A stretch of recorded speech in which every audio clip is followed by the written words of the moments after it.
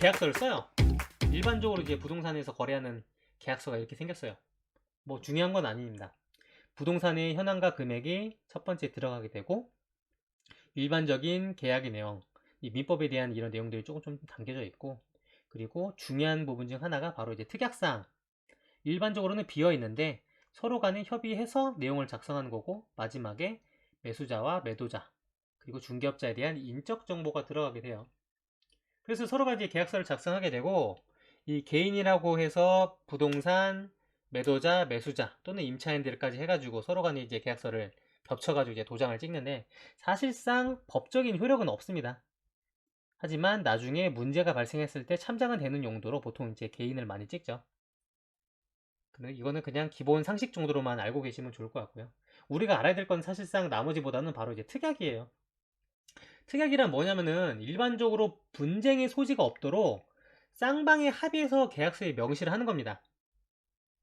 원래 부동산 임대차 계약이나 일반 매매 계약은 민법으로 인해서 이에 기본적인 근간을 하고 있거든요. 근데 특약은 특별법으로 인해서 일반법보다 더 우선을 해요. 그래서 우리가 계약서에서 쓰는 일반적인 내용보다도 더 강한 힘과 효력을 갖고 있다, 그렇게 생각하시면 돼요. 근데 이게 특약을 보시면은 보통 이런 내용을 쓰는 부동산들이 굉장히 많아요. 부동산 매매 및 임대 관리나 통례를 중용하기로 한다. 근데 이게 되게 모호한 말이거든요. 사실상 어떤 사건이라고 하더라도 부동산에 대한 주관적인 내용들이 들어가는 경우가 되게 많아요.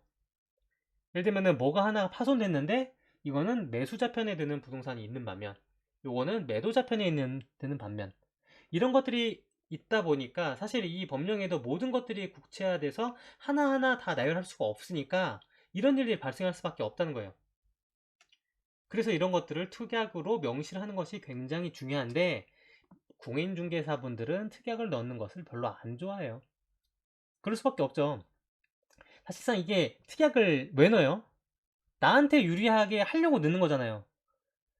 반대로 이거를 돌려서 생각하면은 상대방한테는 불리해질 수밖에 없는 이런 특약이 될 수밖에 없는 거예요. 그래서 공인중개사분들은 이거를 설명하게 되면은 또 이제 불편한 소리를 들어야 되니까 자기 상황에 맞춰서 그냥 이 내용들을 빼자고 얘기하시는 분들도 많이 있어요. 그럼 반대로 내가 매도인한테도 유리한 이런 특약들 몇 개 포함해주면 되는 거잖아요. 이런저런 내용들을 넣어가지고 부동산에서 잘 설명만 해주면은 그냥 그럴싸한 내가 원하는 이런 조건들을 맞출 수가 있다 생각하시면 됩니다. 그래서 특약을 몇 개 샘플로 가져왔어요. 그 지난번에 이제 오픈 카톡방에서 몇 분들이 이제 내용을 나열해 주셔서 제가 이제 몇 개 샘플로 이제 보내드리긴 했는데, 일반적인 특약과 그래도 조금 더 넣으면 좋으면 될 만한 이런 거는 조금 붉은색으로 표시를 했습니다. 이게 여기서 그냥 방송으로 끝나는 게 아니고 또 이제 또 유튜브라든지 이런 데서 올릴 거다 보니까 제가 조금 더 말씀을 드릴게요. 왜냐면 이제 귀로만 들으시는 분들이 있거든요. 첫 번째는 이제 일반적인 특약인데, 현재 등기부등본상 설정된 근저당권 그리고 가압류와 이런 권리사항들은 잔금과 동시에 말소하기로 하며 매도자의 비용 부담으로 진행한다. 당연한 얘기인데 만약에 이런 내용이 없다고 하면은 이 비용 처리에 대한 부분들과 조금 모호해지는 일이 있을 수가 있어요. 그리고 일방의 계약 해제, 계약 위반에 따른 손해배상으로 매도자는 계약금의 2배 상한을 위약금으로 약정하고, 매수자는 계약금을 위약금으로 약정하며 위약금은 계약이 파기된 당을 지급하기로 한다.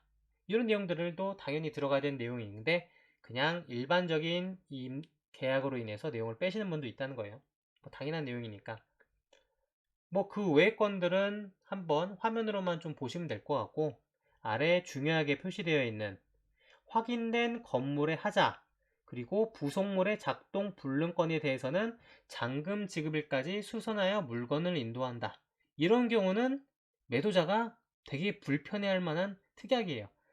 자잘한 것까지 모두 다 수선을 해줘야 되는 거며, 이 부속물이라고 하는 이 범위에 대해서 좀 명시가 구체적으로 안 돼 있다 보니까 애매할 수 있다는 거예요. 그리고 마지막, 매도인은 잔금 지급 시까지 소유권을 제한하는 새로운 권리를 설정해서는 안 되며, 계약 후 이러한 권리가 생길 시 매도자의 개인 사유로 인한 계약을 파기하고 위약금은 특약상 계약서번을 준용한다. 이런 내용들이 있어요. 이런 경우도 가끔 발생해요. 문제들이. 중개사고인데 이건 뭐 중개사분의 문제와 상관없이 이거는 매도자의 문제로 인해서 문제가 생길 수 있다는 거거든요. 예전에 제 아시는 분들이 이런 일이 있은 적이 있었어요. 매매 계약을 체결하고 나서 갑자기 가압류가 들어왔어요. 이 부동산에. 근데 그 가압류 금액이 조금 금액이 작으면은 문제가 안 되는데 부동산 가액보다도 높은 금액으로 가압류가 들어온 경우가 있다는 거예요. 그 상황은 즉시 매도인이 돈이 없겠죠?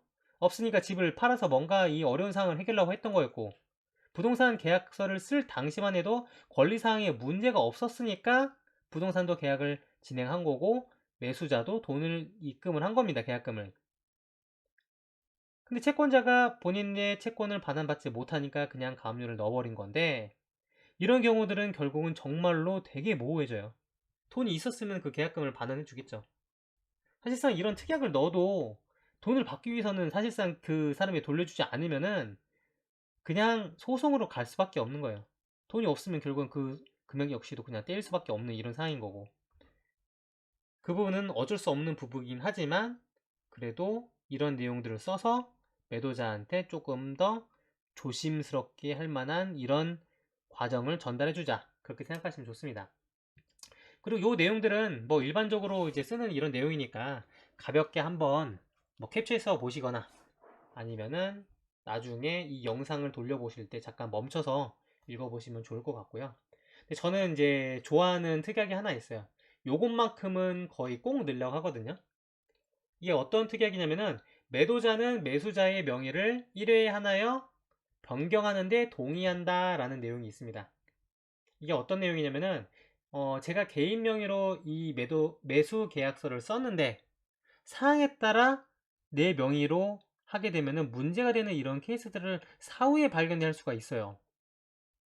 그렇게 되면은 법인이라든지 아니면은 다른 사람 명의로 일단은 돌려야 되는 이런 상황이 발생할 수 있는 거거든요. 그 사람한테 부탁을 드려야겠죠. 근데 자칫 잘못해가지고 제가 이제 돈을 계약금을 뗄 수 있는 상황이 올 수도 있는 건데 그걸 대비하는 차선의 방책을 만든다는 거예요. 근데 보통 이제 부동산에서 물어보죠. 왜 그렇게 하시냐라고 하면은 보통 요즘에 좀 대출이 어려우니까 제가 이 명의로 했다가 갑작스럽게 이제 대출에 대해서 거절당할 수도 있다. 이런 식으로 접근하면 좋습니다. 그렇게 말씀하면 부동산의 대부분 다 그렇게 말씀해 주시고 다 매도자도 잘 설득을 해 주실 거예요. 뭐 계약서 한 번만 더 쓰면 돼. 돈만 받으면 되는 거지 매도자는. 크게 문제될 건 아닌 거잖아요. 이런 식으로 접근해 주셨으면 좋겠습니다. 이게 부동산 거래를 하다 보면은 이 명의를 바꾸는 게 더 유리한 사항들이 종종 발생해요. 그러다가 가끔 이제 매도자가 이걸 거절해버리게 되면은 결국은 그냥 어쩔 수 없는 이런 상황으로 오게 되는데 이 내용 때문에 한번 특약을 꼭 넣게 되는 이런 상황이 됐었던 거죠. 임대차 계약할 때 특약은 사실 제가 이 강의에서 넣을 필요는 없는 건데 저도 모르게 넣었네요. 다음 강의는 제가 이제 임차인들 필수 상식으로 이제 강의를 좀 준비하려고 그랬는데 그래도 한번 참고만 해주세요. 잔금 지급할 때까지 이런 것들 권리 하자가 발생하지 말고 문제될 때 배액 배상해라.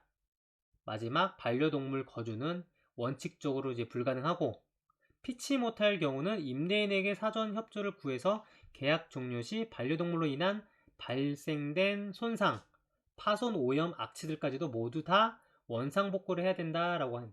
저도 이제 반려동물을 이제 키워본 적이 있어서 얼마나 소중하다는 것을 알고 있어요. 근데 그거는 미리 임대인한테는 얘기해 주라는 거예요. 당연히 반려동물에 대한 그로 인해서 임대인이 갖고 있는 주택을 손상하게 되면은 그 비용은 역시도 부담할 수 있는 책임을 져야 된다라고 하는 걸 명시한다는 거죠. 그냥 가는 경우도 많거든요. 또 게다가 이제 그 동물들이 이제 뭐 소변이라든지 이런 냄새가 많이 나는 이런 동물들은 온 집안에 악취들이 배 있어가지고 이걸 빼려면은 벌써 특수 이런 뭐 피톤치드 이런 것들을 이제 뿌려서 이렇게 해결하는 경우들이 있는데 그거 다 비용이잖아요. 돈 들어가는 건데. 그래서 이런 것들에 대한 것을 명시를 해주면 좋다. 이렇게 생각하시면 좋고, 요거는 그냥 제 생각인데, 가끔 이제 임차인들이 계약하기 전에 어떤 것들을 해달라고 요구하는 경우들이 좀 있어요. 이건 물론 이제 당연히 저는 임대인 입장에서 말씀을 드리는 겁니다. 그러면은 보통 그 경우는 이게 들어줘야 되나 말아줘야 되나 이걸 가지고 고민하죠. 들어주면은 비용이 얼마가 들어가야 되는데 또 이제 공실이 길어지다 보면은 이 기간 생각하면은 이게 해주는 게 나을 것 같다 이렇게 생각하는 경우가 있어요. 그러면 이게 결국은 이제 해주는 경우도 있고 안 해주는 경우도 있는데 제가 생각했을 때는 그냥 이 하나의 조건을 달아주면은 또 다른 유리한 조항을 달아서 협상 조건으로 좀 줬으면 좋겠어요. 여기서 제가 읽어드리진 않았지만 이 부분 장기 수선 충당금은 임차인이 부담하기로 함 이런 내용들 같은 거 있잖아요. 어차피 이 사람들은 본인들이 이제 돌려받는 거라고 생각하고 있는데 본인이 또 다른 이득을 얻게 됨으로 인해서 이 비용에 대한 거는 본인들이 부담을 해라 이런 식으로 이제 조건을 걸라는 거죠. 그래서 요거는 하나의 팁으로 저도 이제 항상 이제 을로만 살아가지고 갑이 돼 본 적이 없어요. 그래서 누군가가 이런 요청을 하면 들어줘야 될 것 같은 이런 상황이 발생을 하거든요. 근데 이 좀 마인드를 좀 바꿔야 될 것 같아. 지금 이제 부동산 하면서 조금씩 이제 변하려고 노력을 하고 있는데 그래도 제 이익은 좀 찾아가면서 들어줘야겠죠. 그래서 저는 이제 변해가는 이런 모습을 좀 준비하고 있다 그렇게 생각하시면 돼요. 자, 이제 그 다음 이게 중요한 내용인데 제가 아까 전에 처음에 설명할 때 요 내용부터 말씀드리려고 했잖아요. 이게 이 사람이 결국은 임차인이 그 전세자금 대출 받은 거를 금융기관에 돌려줬으면은 상관이 없는데 이거를 들고 그냥 나른 거예요. 그럼 이거 어떻게 될까요? 집주인이 떠안는 거예요. 그 상품이 아까 전에 얘기했던 것처럼 임대인이 임차인한테 직접 돌려줘야 하는 상품이 있는 반면 금융기관에 직접 돌려줘야 되는 이런 상품들이 있다는 거죠. 그래서 이거를 꼭 알고 있어야 되는 건데 이게 왜 그렇게 되냐면 이제 질권 설정이라고 하는 이 개념에 대해서 조금 아셔야 되는 거거든요.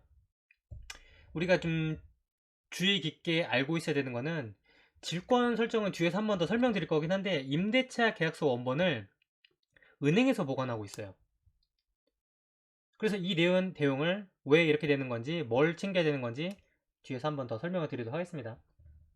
그래서 이 전세 보증금 반환 보증금을 일반적으로 임차인한테 돌려야 되는 것들은 그냥 아무런 임대인한테 해를 주는 게 없어요. 근데 문제가 되는 게 질권 설정을 해버리게 되면은 임대인이 그 보증금을 임차인이 아닌 금융기관으로 돌려줘야 한다는 거예요. 그게 바로 이제 질권에 대한 내용에 대해서 이해를 하셔야 되는데 채무자가 돈을 변제할 때까지 채권자가 담보물건을 간직할 수가 있고 채무자가 돈을 변제하지 못했을 때 담보물을 처분해서 나온 금액으로 우선 변제를 받을 수 있는 권리를 바로 이제 질권이라고 해요. 아파트 전세자금 같은 경우는 보통 이거는 그냥 일반적인 개념인데, 그냥 보증금 자체에 대해서 이제 질권을 설정하는 게 아니라 임차 보증금 반환 채권이라고 하는 걸 바탕으로 대출이 되는 거예요. 그래서 결국은 채권에 대해서 이 권리를 설정하는 거다 보니까 세입자가 대출 기간에 임차 보증금을 반환하지 않을 경우에는 질권 설정자인 금융기관에서는 임대인에게 임차 보증금 반환 채권을 돌려달라고 요구할 수 있다는 거예요. 쉽게 얘기하면은 임차인이 전세자금 대출을 받을 때 질권 설정하는 이런 상품인 경우는 임차인이 이거를 금융기관에 돌려주지 않는다면은 결국은 그 채무는 임대인이 떠안아야 된다는 거예요. 결국은 이거를 명확하게 알고 있어야지 내가 나중에 문제가 됐을 때 대응이 할 수 있고 그것을 금융기관에 상환을 하셔야 된다는 것을 꼭 알고 있어야 되는 거예요. 이게 근질권 설정 통지서라고 하는 겁니다. 제가 이제 다니고 있는 좌포의 부동산 경매 더리치 카페에 들어가자마자 붙어 있는 게 바로 이 통지서예요.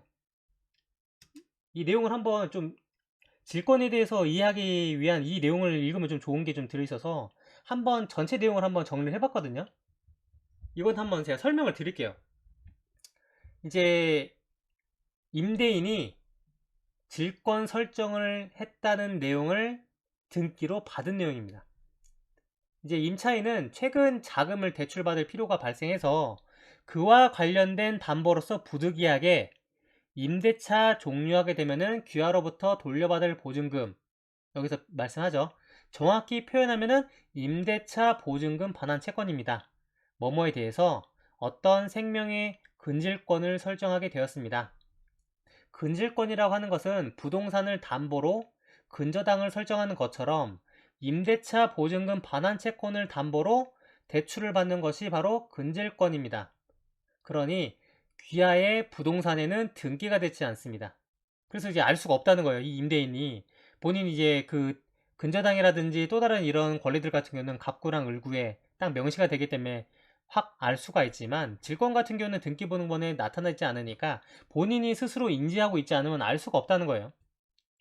그래서 위와 같은 근질권 설정 사실을 법무법인 XXS를 발신인으로 하여 통지하오니 귀하께서는 본 통지서를 수령한 이후에는 임대차가 종료 또는 계약 만기 중간에 해지가 됐을 때 입주 전에 임대차 계약이 파기되어 임대차 보증금을 반환할 때는 임차인이 임대차 보증금에서 임대차 계약에 대한 당연 공제액, 이것도 임차인들이 연체한 이런 공과금이라든지 월세, 임차주택 파손에 대한 손해배상금들을 제외하고 나머지 잔액 범위 내에서 임차인이 XXX 생명이 지고 있는 채무액에 대해서는 임차인보다 우선적으로 금융기관으로 반환해 주시기 바랍니다.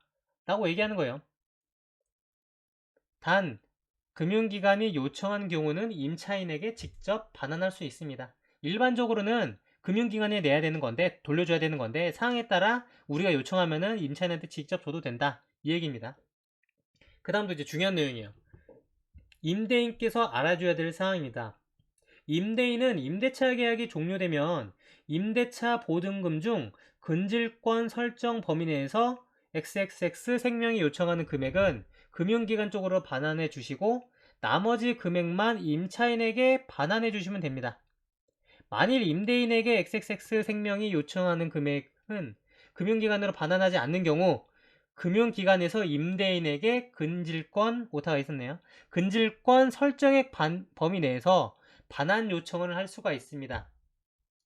임차주택을 할 때나 임차보증금에 대한 압류 등이 있거나 임대차 계약을 재계약을 한다든지 임대차 계약 내용을 바꿔야 될 사용가 발생하면은 즉시 사전에 이 전세자금 대출을 제공해주는 XX 생명에 연락을 주시기 바랍니다.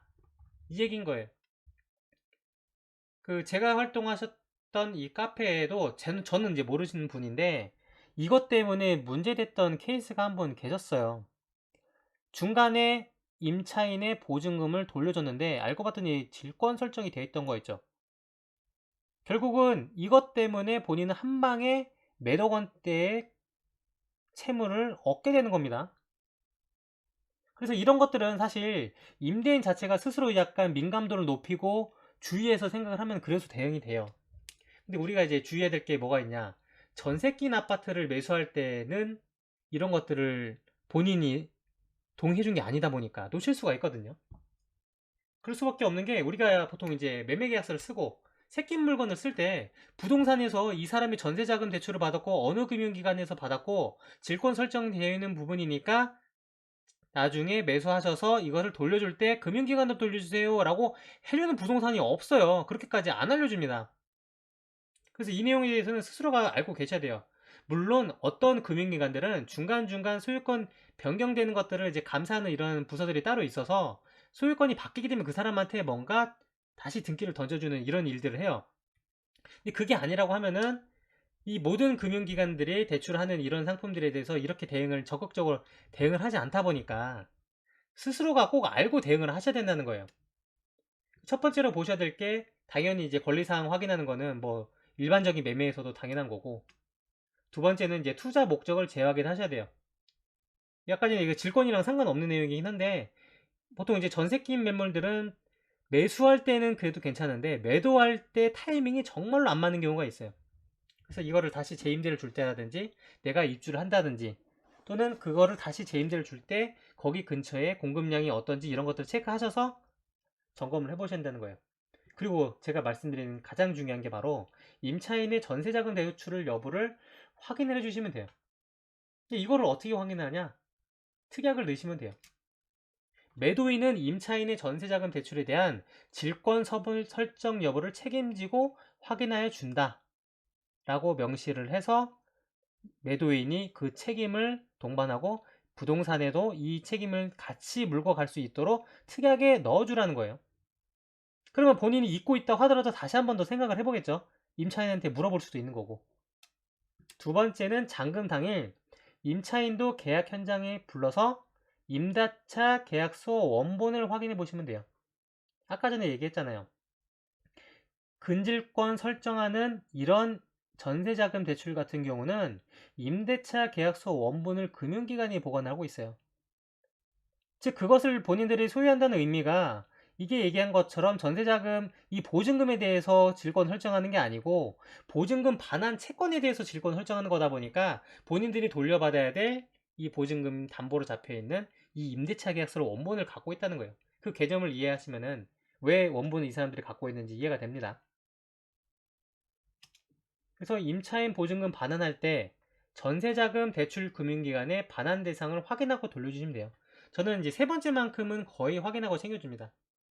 그러니까 이 사람이 전세자금을 대출을 받았다고 하면은 미리 이제 계약서에 이걸 체크해 놓고 나중에 나간다고 했을 때 질권 설정에 대한 동의를 해준 적이 없다고 하더라도 한번 금융기관에 체크해주고 돌려준다는 거예요.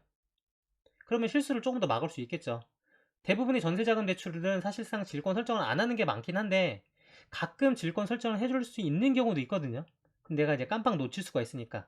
특히 이제 물건을 여러 개 관리하시는 분들은 이 물건이 또 언제 나가고 이 물건이 또 전세자금 대출을 받았고 그런 것들에 대해서 이제 관리하기가 되게 어려워요. 그래서 한번 나갈 때 이 임차인한테 연락을 해서 어디 금융기관이 받았는지 물어보고, 왜냐면 이거는 임차인 말고는 확인할 수가 없으니까 금융기관한테 연결을 해줘서 내가 직접 연락해서 확인해보는 그런 절차를 꼭 챙기셨으면 좋겠습니다.